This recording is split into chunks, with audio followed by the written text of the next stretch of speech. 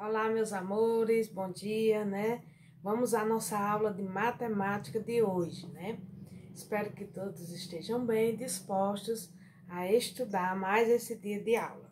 Então, nós vamos começar hoje a usar o nosso livro, né? O livro Módulo 1 do 4º ano. Vocês vão pegar o livro e abrir na página 90. Na página 90, ela vem trazendo os números no cotidiano. Na nossa primeira aula desse ano letivo, nós já trabalhamos, demos uma revisada sobre o significado, né? O uso dos números no cotidiano. Mas vamos aqui dar mais uma aprofundada nesse aspecto aqui do uso do número no cotidiano.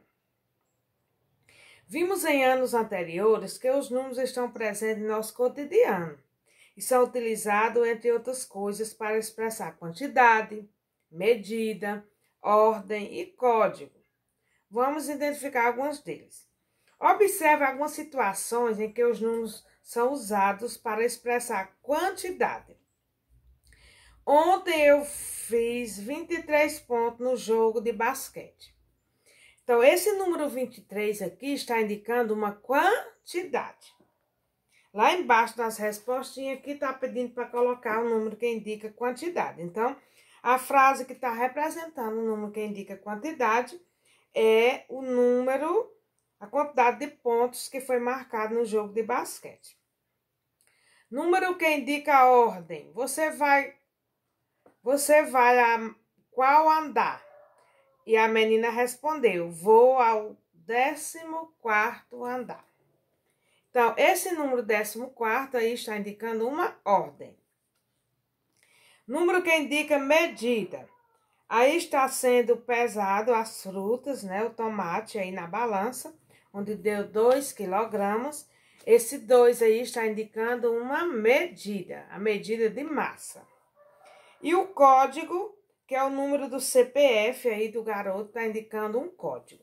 O código, ele indica identificação como placas de carro, número da nossa casa, o número do telefone, né? O código de barra de um produto que a gente compra no supermercado, né?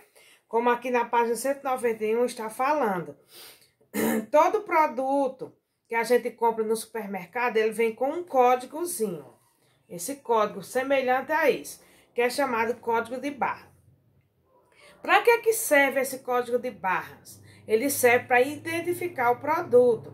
A gente vai lá no comércio, compra o produto e o dono, o balconista, a pessoa que está lá atendendo, vai colocar aquele código lá para ser lido pelo computador e aquele código vai identificar o produto, em vez de você estar com dificuldade de saber o preço, né? Tudo mais. Aquele produto ele está cadastrado lá no computador e o código vai ajudar o vendedor e no caso nós que vamos comprar a ser mais rápido na hora da compra, né? Identificar o seu preço.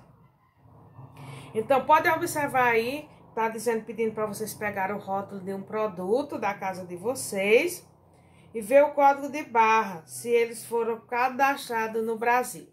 Existem produtos que são fabricados aqui no nosso país e outros que vêm de fora. Então, de outros países. Então, existe o código de barra que diz se o produto é ou não do nosso país.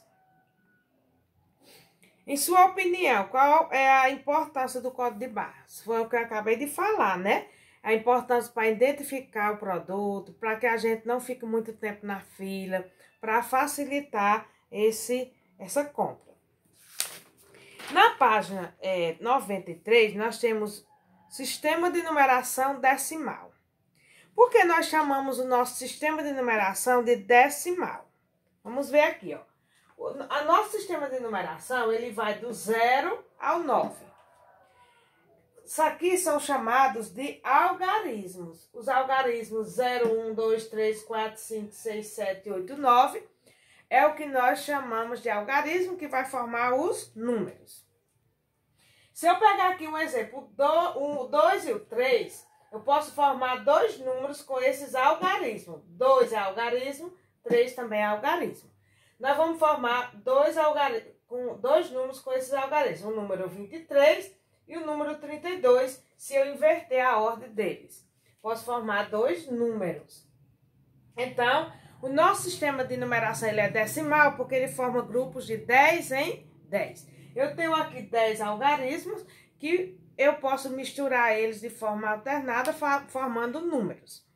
Se eu fizer 10 unidades, eu formo uma dezena. Já vai para o segundo grupo, né? Nós temos os grupos das unidades, das dezenas e das centenas. Quando eu formo um grupo de 10 unidades, eu formo o segundo grupo, que é uma dezena. Se eu formar o grupo de 10 dezenas, eu vou formar uma centena. Então, é grupos de 10 em 10, por isso nós chamamos nosso sistema de numeração decimal. Então, aqui está mostrando a figurinha. Um cubinho desse corresponde a uma unidade. Uma tirinha dessa que tem 10 cubinhos é uma dezena. E essa aqui que tem 10 cubinhos desse, essa barrazinha, ela foi agrupada por 10 grupinhos desse, nós formamos uma centena, que equivale a 100. Aí embaixo tem a questão número 2. Complete as frases. 5 dezenas equivale a 50 unidades. 3 centenas equivale a 30 dezenas. E 7 centenas equivale a 700 unidades. Como é que a gente lê o número aí, ó? Se eu tenho 152, vão acompanhando no livro de vocês. Eu tenho uma centena, 5 dezenas, que equivale a 50. 1, 2, 3, 4, 5 dezenas. E 2 unidades. Agrupando esse número dá 152. Uma centena, 5 dezenas e 2 unidades. Como é que se lê? 152. Isso é a leitura que nós chamamos de extenso. É escrever como se lê o número. Se eu tenho aqui 8 barras dessa, cada barrinha tem 100 unidades, eu tenho 8 barras, eu tenho 8 centenas, que equivale a 800.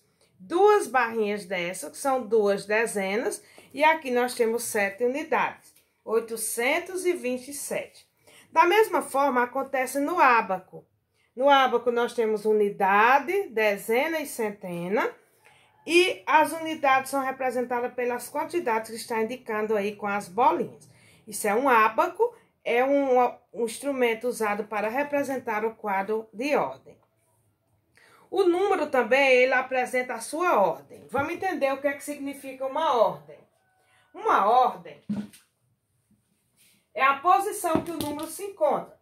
Quantos algarismos esse número tem? 1, 2, 3. 864, ele tem 3 algarismos. O número das unidades representa a primeira ordem, que é 4 unidades. É a ordem das unidades. Primeira ordem. A segunda ordem é o número 6, que é da segunda ordem, que representa 6 dezenas ou 60 unidades. Então, aqui o número 6 está representando as dezenas. 60, eu leio 864, então o número 6 são 6 dezenas ou 60 unidades.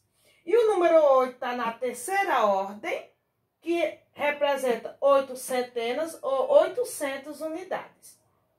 Então, o número ele vai indicar a ordem da direita para a esquerda, primeira, segunda e terceira ordem. Se tivesse mais um número aqui, seria a quarta ordem. Vou botar aqui, seria quarta ordem.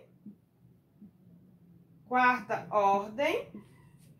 Que no caso seria aqui, 4.000, né? É 4 unidades de milhar ou 4.000 unidades.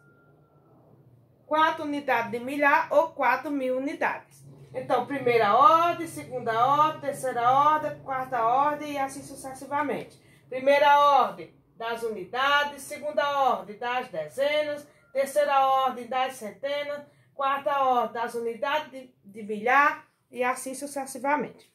Então, o total de ordem que o número tem é o total de algarismo que ele possui. Unidade, primeira ordem, dezena, segunda ordem, centena, terceira ordem, unidade de milhar, quarta ordem e assim por diante, tá bom?